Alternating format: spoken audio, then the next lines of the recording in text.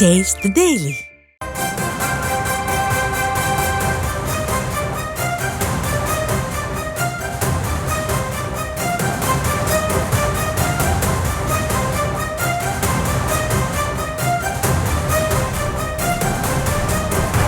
விவரங்களை கூறுவதற்கு முன்னதாக அடுத்ததாக நீதிபதி எழுப்பியிருக்கக்கூடிய கேள்வி எஃப்ஐஆர் வெளியானதற்கு யார் பொறுப்பு என்று நீதிபதிகள் கேள்வி எழுப்பியிருக்கிறார்கள். அண்ணா பல்கலை மாணவி வழக்கில் தொடர்ந்து விசாரணை நடைபெற்று வரக்கூடிய சூழலில் நீதிபதிகள் பல்வேறு கேள்விகளை முன்வைத்து வரக்கூடிய நிலையில் தற்பொழுது முதல் தகவல் அறிக்கை வெளியானதற்கு யார் பொறுப்பு என்ற கேள்வியை நீதிபதிகள் முன்வைத்திருக்கிறார்கள்.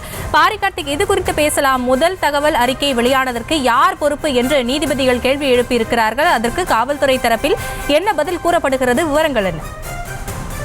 எல்லாராலுமே கவலைக்குரிய ஒரு விஷயமாக கருதப்பட்டது இந்த முதல் தகவல் அறிக்கை எவ்வாறு வெளியே வந்தது என்ற அந்த ஒரு கேள்வி எல்லோருக்கும் மத்தியுமே ஒரு கவலைக்குரிய ஒரு கேள்வியாக முன்னெடுக்கப்பட்டது. தொடர்ச்சியாக தமிழ்நாடு முழுக்கக்கூடிய பல்வேறு அரசியல் கட்சி தலைவர்கள் மட்டுமல்ல பொதுமக்களும் இந்த கருத்துக்களை கூறிய நிலையில் நீதிபதி அவர்களும் விசாரணையின் போது இதே கேள்வியை முன்வைத்திருக்கிறார். அதாவது இந்த முதல் தகவல் அறிக்கை எப்படி வெளியானது, இப்படி வெளிவருவதற்கு வாய்ப்பு என்ன, இதற்கு யார் பொறுப்பு என்றெல்லாம் நீதிபதிகள் தற்போது அரசு வழக்குகளும் கேள்வி கேட்டு வருகிறார்கள்.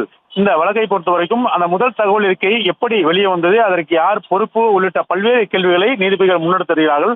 தொடர்ச்சியாக இது போன்ற முதல் தகவல் அறிக்கை எப்போதுமே வெளியே வராது, அது வெளிவருவதற்கான வாய்ப்பே இல்லை என்ற அடிப்படையில் யார் இது பொறுப்பு, முழுமையாக இந்த முதல் தகவல் அறிக்கை வெளியே வந்ததற்கு யார் பொறுப்பு என்று தற்போது நீதிபதிகள் அரசு வழக்கறிஞரிடம் கேள்வி கேட்டிருக்கிறார். மேலும்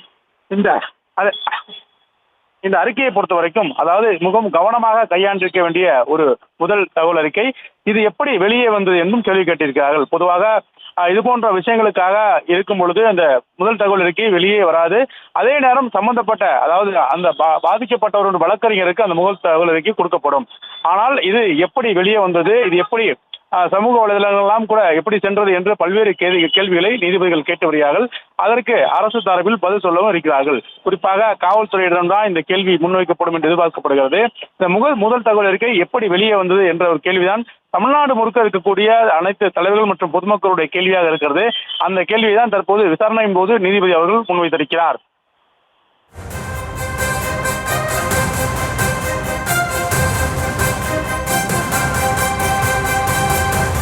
பாரிகார்த்திக், அந்த கேள்விக்கு முன்னதாக மாவுக்கட்டு எப்படி போடப்பட்டது, காலில் காயம் ஏன் ஏற்பட்டது என்று நீதிபதிகள் வைத்த கேள்விக்கு காவல்துறை விளக்கம் அளித்திருந்தது. அது பற்றி தொடரலாம். அந்த ஞானசேகர எப்படி அவர் விசாரணையின் போது ஆஜராகும் பொழுது காலில் எப்படி மாவுக்கட்டு போட்டுப்பட்டது என்ற கேள்வியை நீதிபதிகள் கேட்டிருக்கிறார்கள். அதற்கு பதில் கூறிய அரசு வழக்கறிஞர் அந்த ஞானசேகரை காவல்துறையினர் வீடு புகுந்து அவரை பிடிக்கும் பொழுது அவர் போலீசிடமிருந்து தப்பிப்பதற்காக தனது வீட்டு மாடியிலிருந்து மேலே குதித்திருக்கிறார். இதன் காரணமாக அவர் கால் முறிவு ஏற்பட்டிருக்கிறது. அதனால்தான் இந்த கட்டு போடப்பட்டிருக்கிறது என்றும் தெரிவிக்கப்பட்டிருக்கிறார்.